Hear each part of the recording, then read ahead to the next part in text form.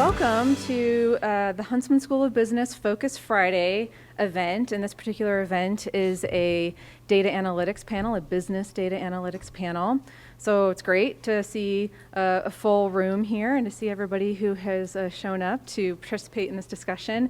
And I would like the audience to participate at some point. We'll let the panelists do the majority of the talking, but I would love to have you guys join in. Briefly, I'll just introduce myself for anybody who doesn't know me yet. My name's Polly Conrad. I am a faculty member here in the Huntsman School of Business in the MIS department, and I teach the undergraduate MIS 3300 class, the Big Data Analytics class, which is just the sort of first introductory course into business data analytics.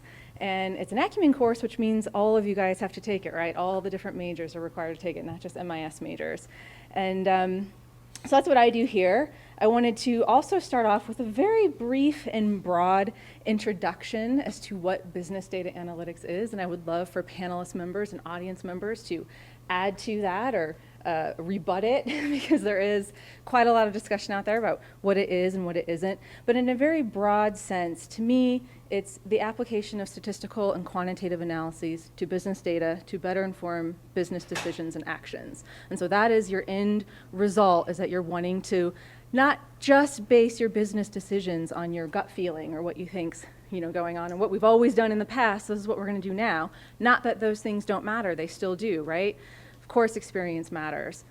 History matters. But basing our decisions on actual objective sound data and analysis and interpretation of those data is huge, and it's really helping businesses today. So that's one of the things we'd like to talk about. And while we're talking, we might hear terms like business intelligence and data science and data mining, and some of these are broader umbrella terms and some of them are more specific terms. So feel free to talk about those. Before we get started, one thing I want to ask is who in here is an MIS major or a minor? Raise your hand. Okay. So that's a nice, like maybe about a quarter of the room. Awesome. And so a lot of people think business data analytics is just for MIS people, right? And that's not true. While those with an MIS background or that type of degree or that type of knowledge will be the primary creators and implementers of database systems and analytical processes and everything associated with business analytics, from data acquisition, management, mining, the analytics themselves, interpretation, visualization, and communication of results to decision makers, everybody needs to know about business analytics and be familiar with it so that we can all communicate with people who are talking about data science, because it's so important and pervasive in the business environment today. And so how many of you are a management major or a minor? So this is like international business, marketing, business administration. Raise your hand if you're in management. Okay, good, maybe another quarter. So data science is really important, especially in marketing. It's huge there, but you can assess all kinds of things using data analytics and management. You can assess effectiveness of product placement, purchasing behaviors, and you can use it in HR or in operations to look at employee performance and evaluations and even predict future employee performance. So it's used a lot in management. What about econ and finance? How many are a major or a minor in econ or finance? Maybe about 15% of the room. Very good. Well, we use these to evaluate financial data too, right? So we can predict client behavior and look at how data about economic impact analyses and things like that. And what's our last major? Accounting. Who's an accounting major or a minor? A couple of you guys showed up. Thank you for coming. So there's a whole field called accounting analytics, actually. And we use these to explore financial statement data and even non-financial metrics to link financial performance and even forecast future financial performance. So it really is applicable to a variety of business disciplines. And so I wanted to start this panel off by talking about how broad it can be and why it's so important that we all know at least a little bit about it, right? We can all communicate with a data scientist. So the goal of today's panel discussion is to underscore the importance of analytics in a variety of business disciplines and field. So with that, I'd like to introduce our panelists, and let me do it in order. So I'm gonna come down here. So we have Steve Hadley with Intermountain Healthcare. We have Tessa White with, and I can't read it, it's so small, Vivint Solar. Mark Evans with the LDS Church. Rebecca McOmber with Pluralsight, and Paul Thatcher with Jive. And so I'm going to have each panelist at this point just give us a little bit of an overview of the analytics program or programs at your organization. Introduce your organization, let us know what you do, and then give us a little bit of an idea of what you do in terms of analytics. Okay, thank you. Thanks. So Paul Thatcher, I'm actually a Cache Valley guy. I grew up in the small town of Paradise. So if you haven't made it out there yet, take a trip down to Paradise. It's a great place. And I work for a company called Jive Communications. We're a tech company down in Orem. We have about 450 employees. We're in about 3 different countries. And we work in business communications. So voice over IP, video communications, chat, things like that. And in our organization, we do a lot of analytics. So we have a business intelligence team. There's about 3 members on that team. We do social analytics. So Sterling, my colleague, he's here today. He oversees our marketing and social analytics. We have tons of data in our organization. So we process about 1 million phone calls a day. So you can imagine all of the communications data, the location data. We're trying to figure out how to report on that intelligently for businesses. So from a high level, that's what we do with analytics. Hi, everyone. My name is Rebecca McOmber, and I work at Pluralsight. So business intelligence and analytics are incredibly valuable to us. We have a data scientist team that actually is out of San Diego, and they have an enormous warehouse of flat data that our responsibility, I actually work in sales operations, so our responsibility is to be able to pull and query out of that database using like Tableau or R or SQL, any of those coding languages, and serve it up in a way that is it's easy to read, right? So you want to be able to report back to your CRO or your leadership team with data that is digestible. So that, to me, is a very valuable thing to know how to do in any sector, regardless of banking or finance or technology. The ability to interpret and make data digestible is super valuable. So I was actually hired as a data steward, where my charge was to go through and clean like 11,000 accounts right when our active subscribers. And so doing that has given me a lot of even more exposure to the need for business analytics and the importance of data integrity. I'm Mark Evans, and I'm sorry, before I begin, I have to ask, does anyone in here know what a data steward is? Okay, you need to look this up. It is honestly one of the most important things, in my opinion, to become familiar with, understanding data stewardship, because the data stewards play a huge role, at least in what I do. So I help manage the business intelligence and data warehouse team for the LDS Church. A lot of people, when they hear I work for the church, especially when I'm traveling, they say, oh, do you guys just count donations and members? And some of you may be familiar with the organization, but just to give you an idea of what we do, we have one of the largest privately owned fleet of cars in the world. We have farming, we have manufacturing, we have a call center, we have family history that you're probably familiar with a call center of hundreds of people taking phone calls all day. We have a little thing called family history, where we're trying to map every human being that ever lived on this planet and how they relate to each other. The list just goes on and on. Facilities, we have HR, we have finance. And so when we talk about data warehousing and business intelligence at the church, we're talking about every legal business you can think of, except for we're not in solar yet. So, but we have insurance companies that work with people like IHC. So we do pretty much everything. And so we're a little bigger than people realize. My responsibility is to help manage about 45 business intelligence and data warehouse engineers. Our primary focus is to gather data, organize it in an enterprise data warehouse so the different departments of the church can access that data. We do have data scientists and statisticians on our team that help in that effort, but primarily we're focusing on collecting, organizing, and cleansing data, hence why I value a data steward so much. Then we partner with different departments of the church to help them with their analytical needs, and it's quite extensive. We have about 10,000 active users using our data. We have hundreds of business analysts throughout the organization, obviously, and I don't even know how many data scientists and statisticians in different departments. And so when you hear the church, don't think that, you know, this small little company, again, just 45 in my little group alone, just trying to collect data.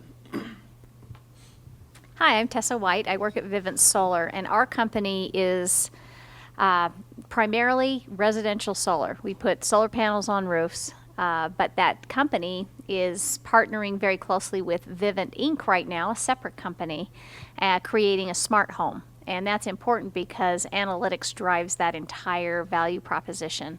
So if I just take Vivint Solar as a standalone, we use analytics, for example, to run a tool that lets us calculate sun hours on a roof and figure out where we should put solar panels and where it will produce the most energy. We also use analytics to help us see if our systems are actually communicating correctly to the power companies and if we're producing enough power.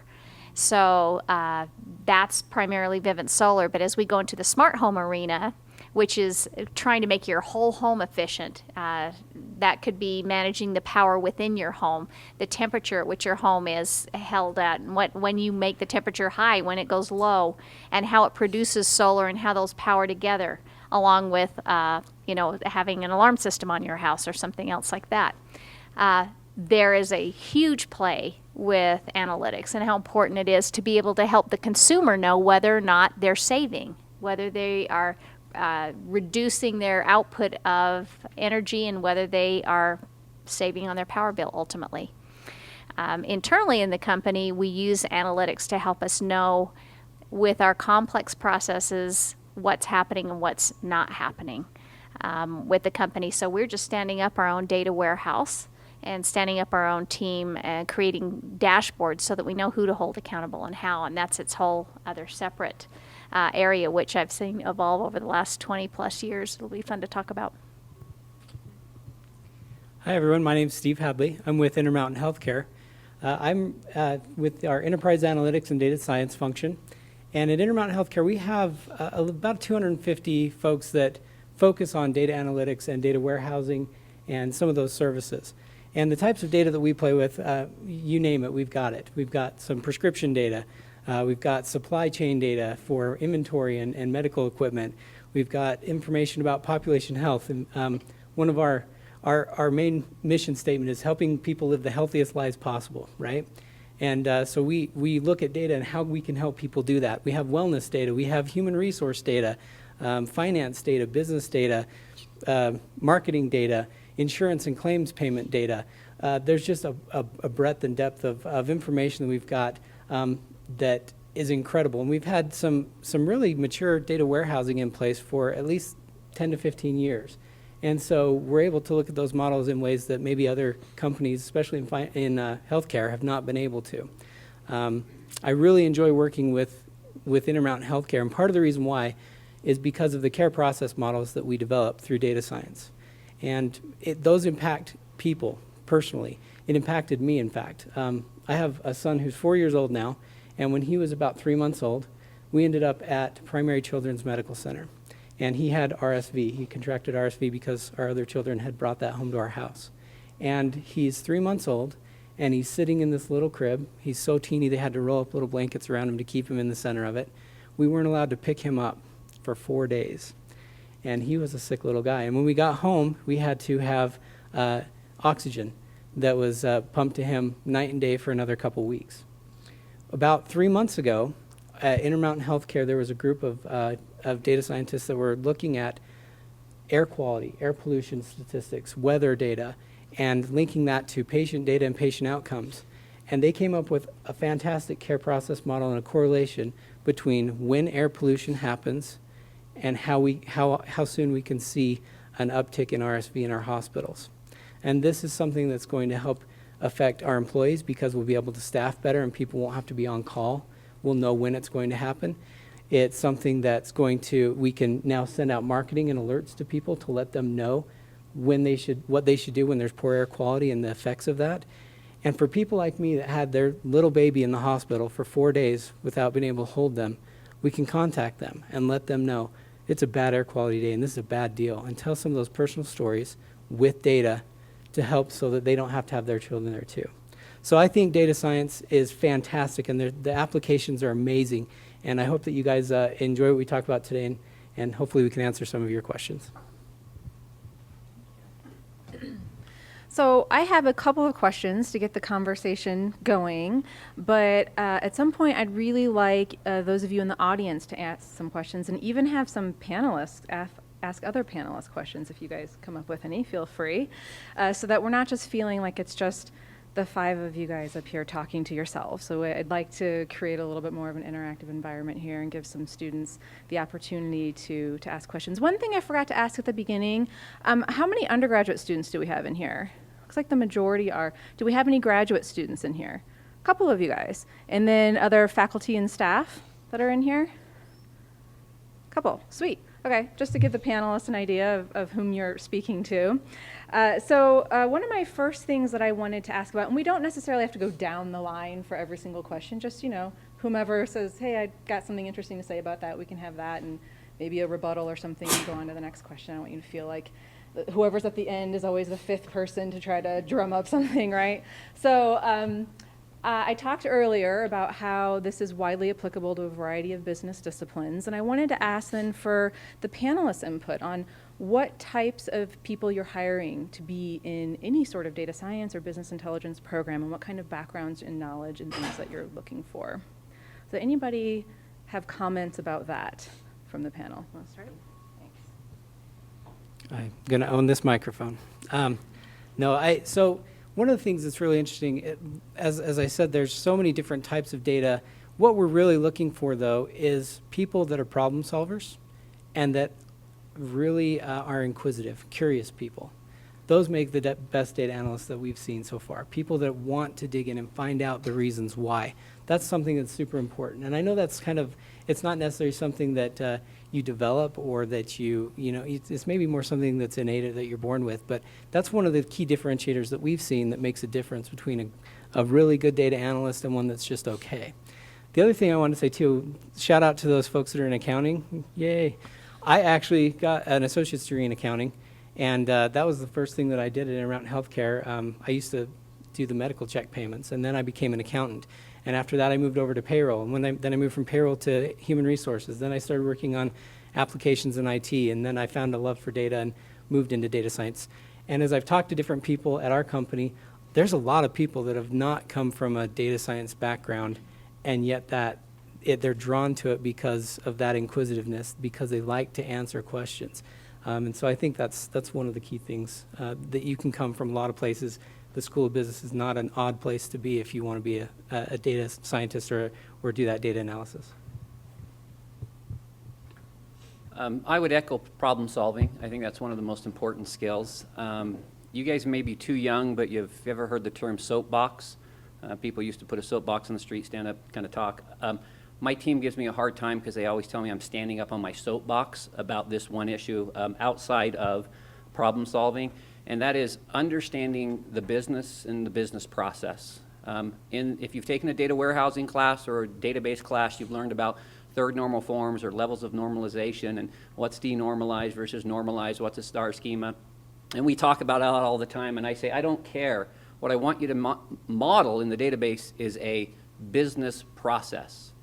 And for what we have found is people who can understand how the business works and then apply technology to solve those problems are the most valuable people. So problem solving and understanding business process. Now, if you want one very specific thing to go learn, at least in data warehousing and business intelligence, we say SQL is the gateway drug. You got to learn SQL because most things right now are relational, and then start learning some programming languages because of all the SaaS and PaaS solutions out there. We have to do more and more programming just to get to the data so we can begin analyzing. I'd like to add to what you both have said. I studied psychology and graduated in psychology. I started a graduate degree in psychology, dropped out. But my path to getting to data stewardship, data analytics has been pretty roundabout. That said, doesn't necessarily speak to my inability to analyze or my it wasn't very obvious to me, I guess, when I was in college. And also like data and like coding is kind of sexy now, right? Like everyone's doing it. So that said, though, I do think problem solving is very important, but also the ability to understand the relationship between correlation and causation. There is that study about people drowning and how it was correlated to ice cream consumption. Have you guys heard this? Yes, all of you. Yeah, many of you have. So the ability to say, okay, we're like see the bigger picture and see the human behavior side of it, because really those aren't correlated, but they, there's a difference between correlation and causation. So the ability to maybe find like patterns within numbers, those kinds of things. And also, if you have some crazy good Excel skills, you can get pretty far with data analytics. Right? You want to add anything? Yeah, just a couple comments. I'm sure there are people in the room who won't go into data sciences or data analytics, but just some advice. In Excel, learn how to do a VLOOKUP. Become very familiar with a VLOOKUP. Become familiar with pivot tables. You'll use them throughout your career. Learn some SQL. Learn how to write a SQL query. Spend some time on Khan Academy and learn how to code. I started out in accounting. I went into human resources after that. But even though I've never done software development for my career, those Excel skills, those SQL skills, those coding skills have paid dividends over and over and over. So invest some time to learn about data and learn about coding and learn about querying. It'll pay off. I just wanted to mention psychology, sign language interpreting, and communication. That was my major in college. So it doesn't matter what you learn. If you can problem solve and you have a desire to learn, you can make it in this industry. I hire people, so I don't know how to do your job at all. I couldn't even speak the language of it very well, but I can tell you that I can get analysts a dime a dozen, but the ones that we hire are people who have the ability to translate what they know how to do into business speak or digestible information. And the people that make the most money at our company are in this field are people who have the ability to translate all this techie behind the scenes coding and data, and they may know all the greatest stuff in the world, but if you can't figure out how to communicate it back to the business in a way they can understand it, you're not going to rise up the ranks as fast. So for instance, we have two people that are pretty senior in our company that do this. It was the way that they were able to dig into the data and tell us that they would come to us and say, I know you asked for Y, but what I found when I was looking for Y was Z, and I think you need to look at it through this lens because Z is the more important thing for you to pay attention to. And by the way, here's a 1-page or 2-page summary or dashboard that tells the story. The people that aren't able to translate that way and give me a big, complicated spreadsheet, and you have to study it for 10 minutes to figure out what they're trying to say, just don't make it as far. It's just come a long way in the last 10, 15 years. I've watched that your ability to do UI or to user interface or to be able to present the data that you know is as important as getting to the data. So just an observation. Important one. Thank you. Well, we're already just past the 11:30 time, and so I want to make sure I open it up to the audience at some point for questions. I have a ton of more questions, but I'd like to hear what you guys have on your mind. Is there anybody in the audience who has a question for a panelist or for the panel in general? I believe I was told this mic sitting right here will pick up your question, so if you just project it. Oh, okay. My name is Aiden. I just had a question towards the lady who works at Pluralsight. When you were hired as a data steward, having a psychology degree, did they pretty much teach you everything you needed to know, or? Good question. Yeah, I mean, I had some hard skills with reporting from a previous job as well that I had picked up. So my psychology degree has come in more of a behavioral understanding of the data, I guess, is how I maybe tie that into each other. But I've learned a lot of skills. And Pluralsight, actually, and there's some free swag up here for you guys, but Pluralsight has been a really great opportunity for me because I can learn SQL, I can learn Tableau within my own company's courses that they offer online. Do you guys know what Pluralsight does? They're an online company. They're e-learning. They have 5,000 courses catered to IT developers and creatives. We have an enormous catalog, really, really deep verticals in any of those languages you're wanting to learn, even Excel. So you have beginning, intermediate, and advanced. So I've been able to lean on my own company for inquiries or if I'm trying to skill myself up. So, yeah. Other questions from the audience? Anybody have?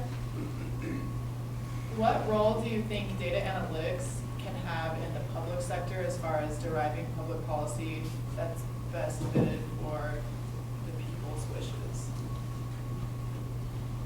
I'm just going to say that's a hard one for me to answer. One of the notes I have here is data can tell any story you want it to tell. And so that's one thing that I would suggest to people as they're doing data analytics is that you're cautious about having a desired outcome in mind. And I see this a lot in politics. At least my viewpoint is that a lot of people already say, well, I want this outcome, therefore I'm going to go find the data to prove my point. Correlation, ice cream, drowning, whatever it may be. And so that's hard for me to personally answer, but I would give some advice in that area is don't go into it. I know we're supposed to have a hypothesis, right, when we go into it, but we have to be cautious that we're not trying to tell a very specific story. We need to use sound logic, and we need to let the data tell the story more than us trying to write a story. Oh. So I was going to say, I think it's applicable in a lot of places in the public sector. From a healthcare standpoint, you look at the Affordable Care Act and the way that we're paying all of our providers for what we do. It's not sustainable. Costs are just going to go through the roof. You look at pharmacy, it's risen 14% a year, for the last 5 or 6 years. It's not sustainable. We need to make policy decisions based on data, or else we're not going to be able to have healthcare in the future.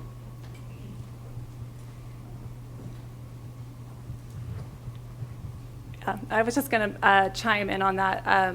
It is so easy to misrepresent data. So just be cautious of that in any regard of any sector that you're working in. You can manipulate it so easily, and especially as it, in my experience, I've been in so many meetings where I'm like, this is such a misrepresentation. I know where you got your data, but like no one actually is like taking that step like a little bit further deeper to kind of investigate where it's coming from or the origins of it. It's just really easy to manipulate. And I always say, like, data is garbage in, garbage out. It's only as good as what you're inputting or where your information's coming from, right? Like, data's all around us. It's actually just information all around us. It isn't data until it's actually captured. So, kind of in a roundabout way. But, yeah, just be careful about, like, how you're representing the data and always being, like, super aware of where it's coming from and who's actually telling the story. Other questions out there? Burning questions? Yeah. So I guess we're already on the topic, the difference between correlation and causation. I'm a finance and economics student, and I do applied econometrics. Is there like a trend or things that are changing in the industry in MIS that is able to limit, the ice cream and drowning correlation to maybe getting at causation more rather than, is there are ways that you guys are limiting how data is misinterpreted and making it more accurate to find causation? I don't know if I'm like the best to answer this, but I feel like there's a lot of data discovery regarding that and trying to figure out how to get computers and technology to predict the causation and where that's actually coming from and doing that job for us. Right now, I feel like it's on a very human level. We're investigating and we're looking at it, but I don't know, does anyone else? I was just going to say with machine learning and scoring, my engineers all the time, I'm saying, when they tell me something, what's your 95% CI on this? What's your confidence interval? I need to know that before I make a $2 million decision here. And so I think there are tools that can help you. And if you're not familiar with your CI, what a CI is, go read about that as well. This is a little bit off topic from what you said, but you asked me, you asked something about trends. I would say with your question, I can tell you that in our company, having common definitions in a data warehouse, for smaller companies, they don't have that. They generally don't have that, but having those common definitions and using a data warehouse to gather information so it's more accurate is far better than having 20 analysts scattered across your company using different definitions to get things done. So I am seeing more companies that invest in that. But the trend that I'm seeing that I think you should be aware of is companies need real-time data. It used to be you could sit in a room and you could get a report done and you'd say, yep, I'll get that to you in a week. But companies need faster, more on-demand data, and you're seeing a real big trend for companies that are going to be very essential to our company. Take a Domo, for instance, where you can push a button and you can see things move as it moves. So I think that is a huge trend that I'm seeing, and I'm seeing companies pop up all over Utah County where we are that cater to that. And I'm seeing my own company say, I want the data yesterday. I want it in 30 minutes. I want to see how it's changed in another hour. I want to check it again. So I think the industry is fantastic, and it's great timing for things to just like explode and have really bright careers and futures for those that are in this world. I think something we try to do is triangulate around the data. So a couple scenarios at Jive that we've run into. We're a SaaS-based company, which means we earn our keep every single month. There aren't contracts. Customers have to keep paying us month after month. And the name of the game is lifetime value of a customer. The longer you can keep a customer, the more revenue that we make. So cancellations are a really big deal for us. We want to know, why is a customer canceling and what can we do to prevent it? And so we have our business intelligence team gathering data on cancellations and the main pain points that customers have.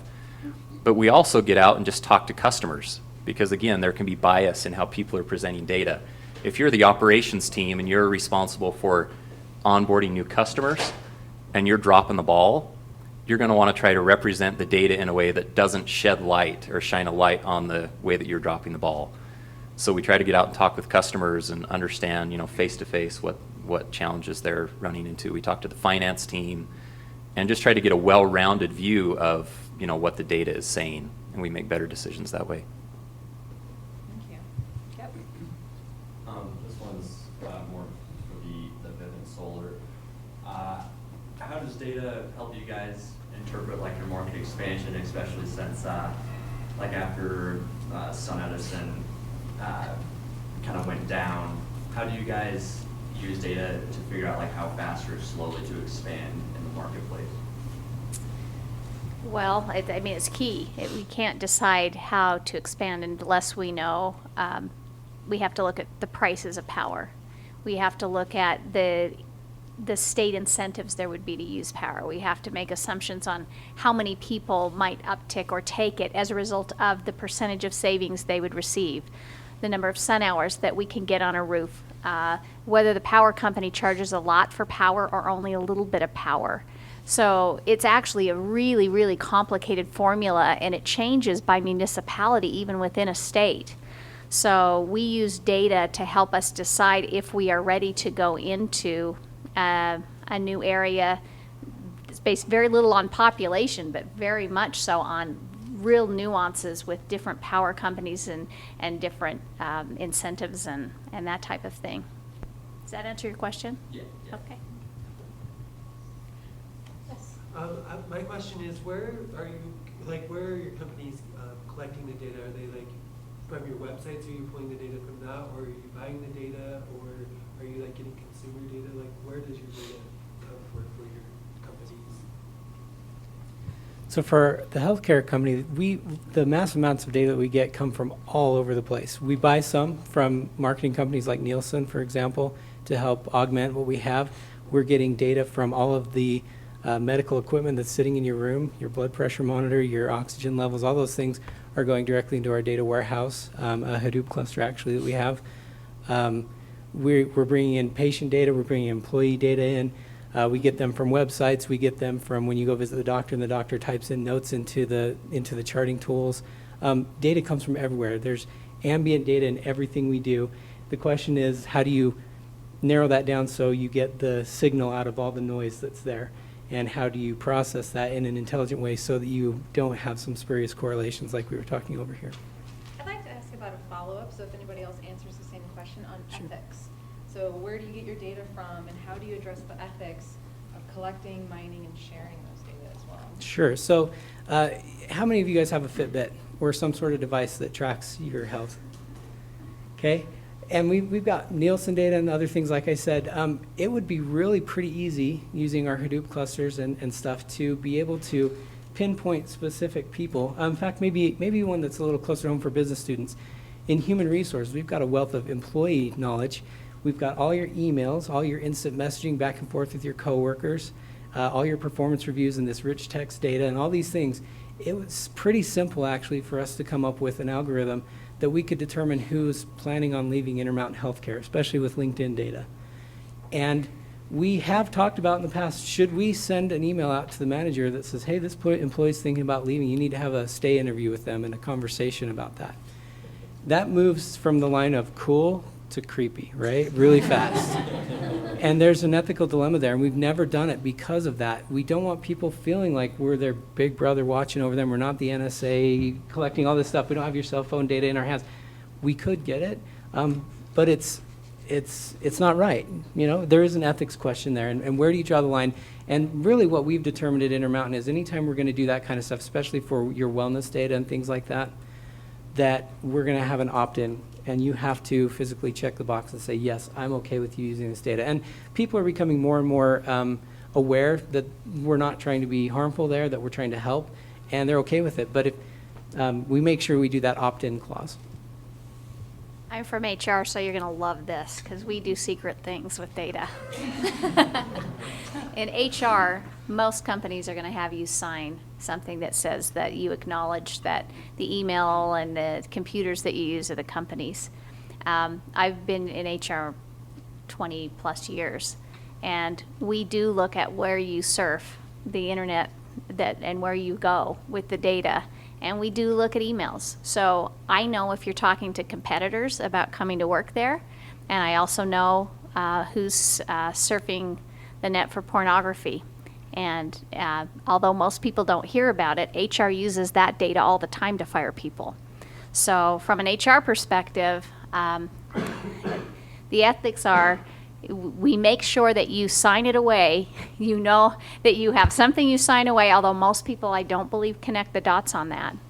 And a lot of what we do is based on an employee signing away the fact that they don't have privacy rights, at least during business hours, and even outside business hours if it's company equipment.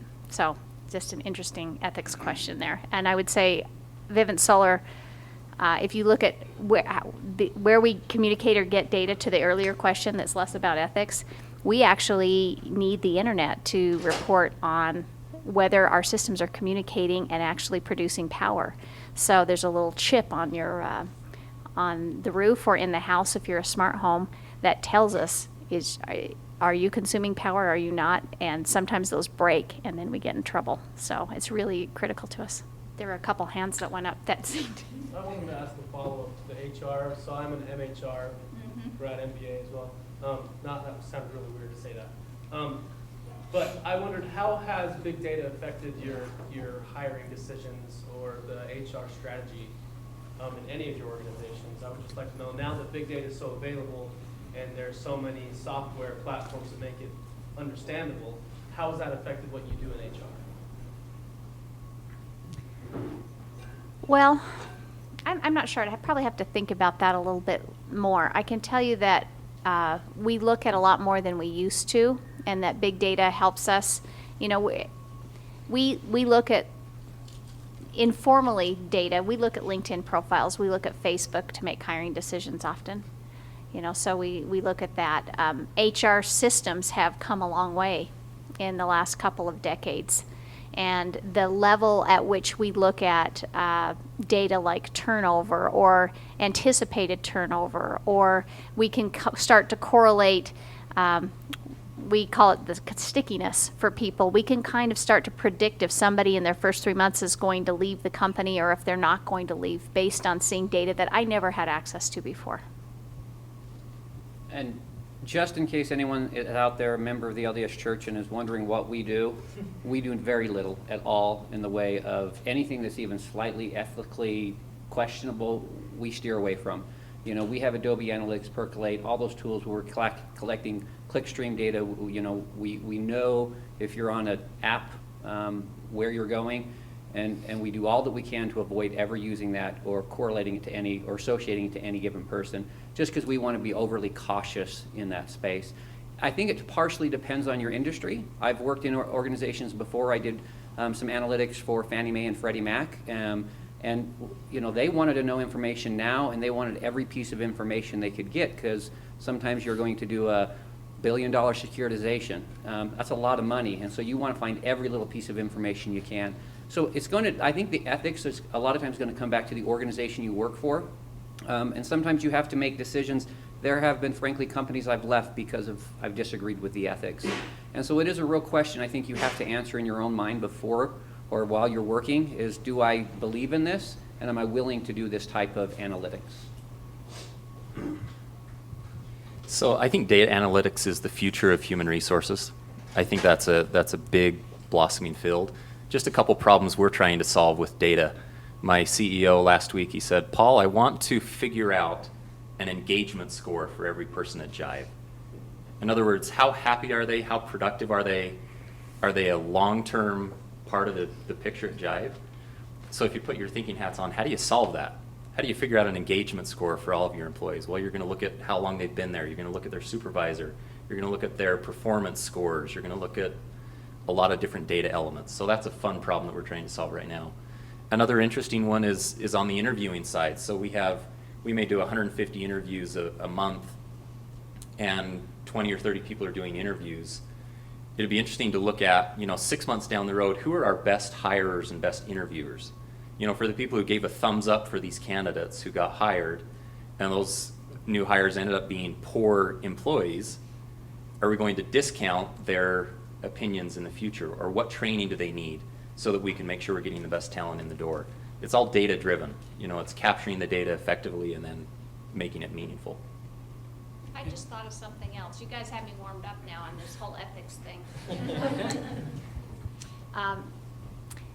We track where people drive. We have a huge fleet, and we have something that tracks where they go, when they stop, how fast they're driving. So we actually in HR monitor that to say, are they driving too fast? Are they going where they should be going? And if not, we make decisions. Sometimes we can find out that Joe was pulled over at a hotel hotel and was there for 3 hours in the middle of the day, and he was clocking his time card being on work time. We can correlate that data, and do, by the way, to make decisions around employee relations. So that's another area where HR, I think more than any other group, plays in the whole ethics world with data. And so I just thought you'd find that interesting. I used to be in HR analytics for about 7 years, so if you want to come up and talk afterwards about specific examples, I'd love to do that, but maybe another question. Yeah, so just the last thing I wanted to end on, we have about 8 minutes, I believe, left, was just what important new trends are coming down the pipeline that you would want to see students that are going to be graduating the next couple of years to know about or learn about or bring to your company if you would be hiring entry-level positions and you want them to know this. I think the biggest trend, Internet of Things, is huge. There's so much data everywhere, and because of that, there's a lot of cool new technologies. So be versed in those and interested in those. I will say too, we're hiring more and more. We've kind of elevated our hiring for data analysts. Be familiar with some statistics. You may not have to be able to do a deep neural network or something, but understand some of the tools that are out there. Understand maybe how to program in R a little bit, maybe Tableau from the data side. Understand file transfer protocols, things like that. That's going to move data from one place to another. Those are the ways that you can get in the door. And I would also say, as students, have meaningful experiences when you come to an interview. It's great to say, I took a course on Tableau and I'm really great with Tableau. It's better to bring an example of what you've done in Tableau and why you did it in Tableau and what your data source was.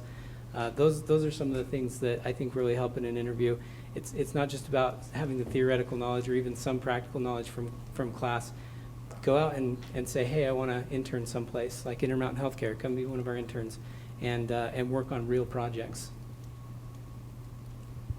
I will just say, I'm of course going to come at it from a solar perspective. They are saying that 1 in 14 jobs in the United States is in the solar industry now. I don't know if that is a correct number or not, because I'm not an analyst of data. But I would tell you that the jobs that are coming are very, very interesting. For instance, our technology team put together, for lack of a better word, a long selfie stick that they would put up on the roof so they could measure sunshade, and it would report where we could put solar panels. That technology was purchased by almost every solar company around. 2 years later, that technology is out the window because technology is moving so fast, and now Google, with its Google Earth, can replace that and help us through having their Google Maps and the Google Earth view. They can help us do the same thing at a fraction of the cost. And it's all about the data that they can gather, the analytics that they can give us to help us design a solar system on the roof faster. Every day we can shave off for a customer and close the sales cycle so that it doesn't take a week or 2 weeks to design and tell them how much a solar system would save and what it would look like, helps us go faster. So just think outside the box in terms of what analytics, where it's going, and different industries where you can play in that field. Just a couple of thoughts. A comment earlier was made about breadth and depth. That's one thing. This field is so wide, and it's hard to understand it all. Problem is, if you go too deep in one area, sometimes you kind of pigeonhole yourself and you don't have other opportunities. So try to find that balance between breadth and depth. And I have to echo about I'll interview in the next couple of months at colleges 100 to 200 students wanting internships. And I'll ask them the question, tell me what you know about SQL, tell me what you know about data modeling, tell me what about business intelligence generally. And they said, oh, we just did this great SQL thing yesterday in class. And I'm like, yes, and so did 10 other students I just interviewed, and they gave me the exact same answer. Those that go home at night and have a VM on their machine and they're writing code in their basement or doing whatever can say, I have practical experience doing XYZ outside of class.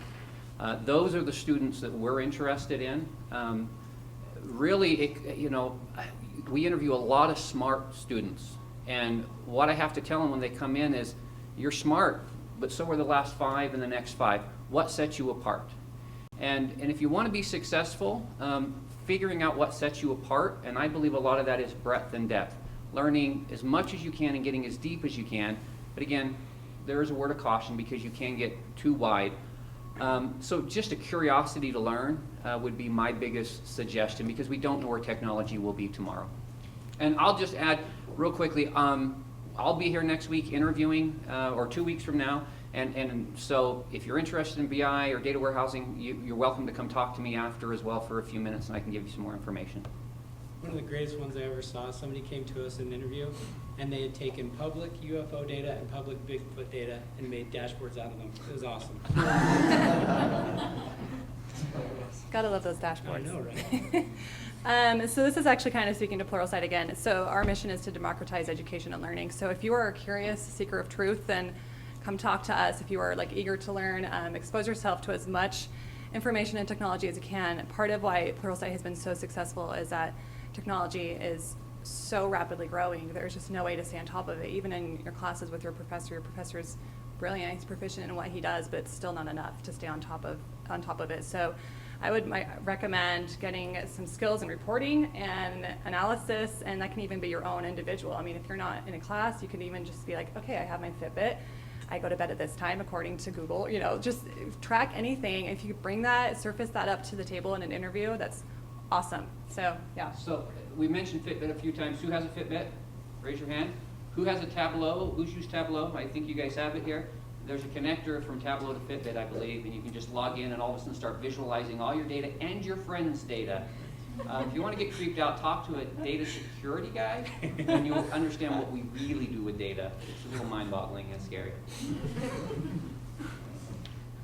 Just one of the interesting trends on the human resources side is with millennials. Millennials want to have a voice. They want to have a say in how the company develops.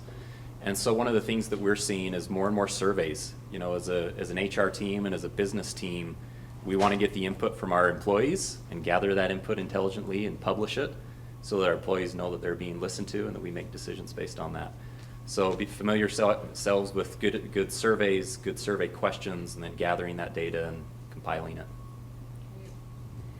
Well, it's just about time to wrap up. I know we didn't get to everybody's questions. I'm so happy so many of you came with questions. I do want to thank the panel members for not only providing a great panel, but also for reiterating just about everything in my class. Thank you for my students that are here. That makes me feel a lot better. And so if you had a burning question and didn't get answered, please feel free to come up and introduce yourself to one of the panelists and ask if for anybody who has time to stay here. All right, thank you guys so much.